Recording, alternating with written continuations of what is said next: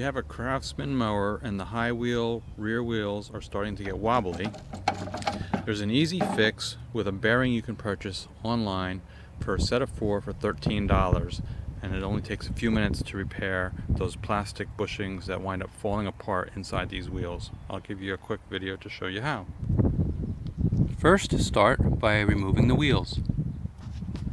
So here's the wheel, and the bushing is here. These bushings wear out and can be replaced with these bearings.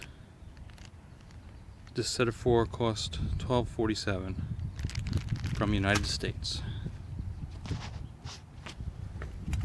So the bearing to fit this hole is 1 1/8" outside diameter, and the inside diameter for the axle is 1/2 inch. So we need a bearing 1/2 inch ID,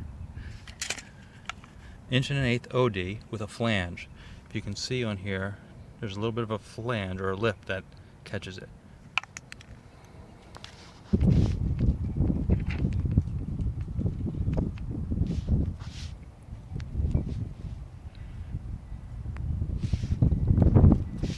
So this tire is a part number 190013 from Sears, but it's substituted online by 532-189-159, and the price is $34.77 for one tire. So it'll cost you $70, not including shipping, to repair your $200 mower. It's crazy. So for $13 you can repair the tire, the existing tire. So I searched eBay for the flange bearing that would fit this 1 1/8" OD and 1/2 inch ID.